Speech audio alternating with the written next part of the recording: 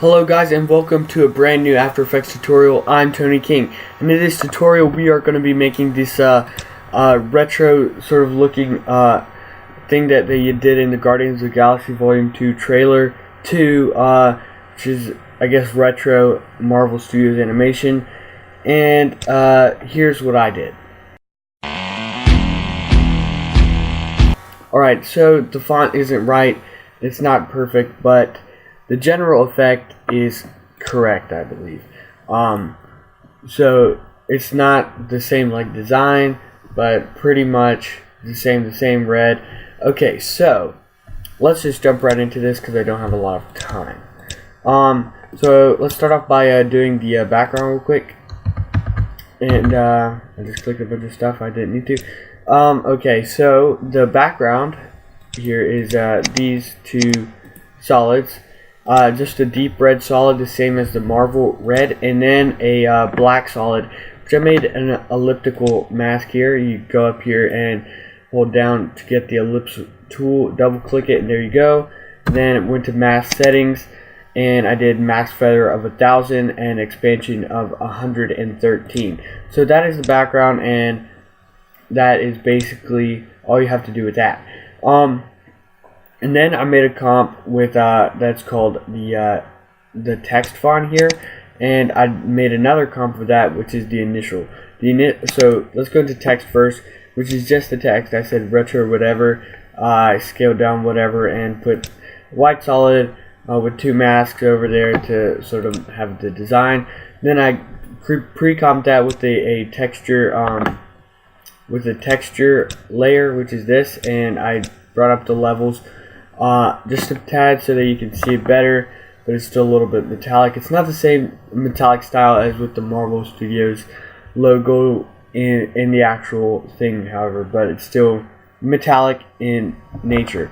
So let's go back to my comp 1, and as you can see here, I just have 3 more versions of the text layer. So since what comes first is going to stay on top, we have to start from the top of these 3, which is the purple. The effect I used to do this was tint. So in effects and presets, just type tint and bring it onto your layer, and then go to map white to your color. So mine is this light purplish here. Yeah, I'm not that great with seeing the colors. It looks the same to me, but might not to you. I don't know. So there's the top layer that's purple, and then the second layer is blue, which is actually supposed to be yellow, I believe. Yeah, yellow actually does come first, but you know, whatever. I put blue first and then yellow. It doesn't matter the order really. This is just what I came up with. And so the first thing to do is, before you ever animate the 3D motion, which I'll get to shortly, we want to animate the actual, what the text is going to do. So let me go through these. I'll select them all and hit U to see what we did. This is basic positioning with these. So the purple starts fading in with opacity, of course. Keyframe the opacity. I'd say that's 14 frames in, and it's a pretty long fade in comparison to the rest of the actual clip here. That ends about 8 frames after 1 second. So 1 second and 8 frames. And it does not get all the way to 100. I left it at 84.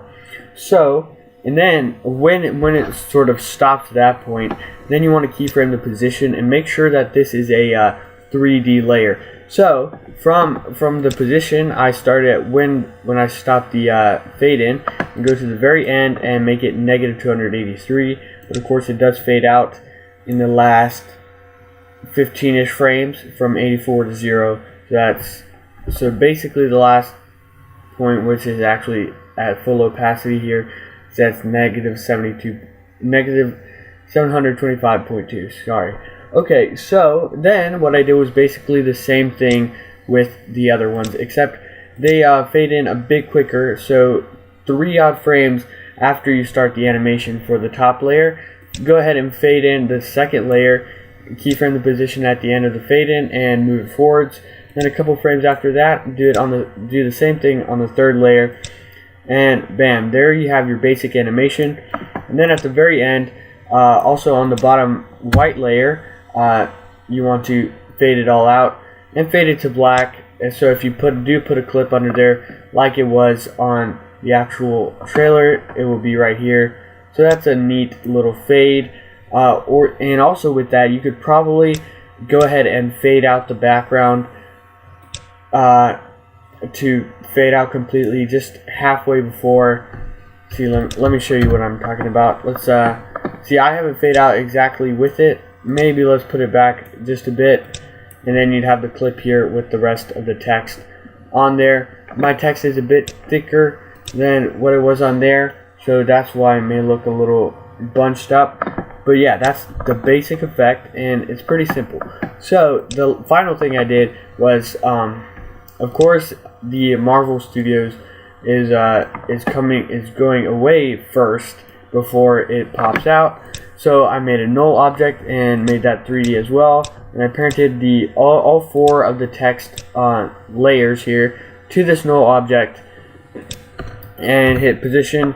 And when when I start moving the first purple layer forwards, it's when I stop at 0, and then I come back from negative 346 at the very beginning. So it comes out and it goes away and then comes back in pretty quickly. This is barely over 3 seconds. But yeah, and then it looks kind of funky without the solid lines. It looks sort of not right. So I did make a black solid and made these lines here. Looks pretty good, I think, and yeah, I hope so. I hope that you think too. Now I do have somewhere to go right now, so I'm gonna leave it off here. Make sure you like this video and subscribe for more, so that I know you're actually wanting me to make more. I hope you are, because if not, speak up. Well, don't be mean about it though. But yeah, thanks for watching.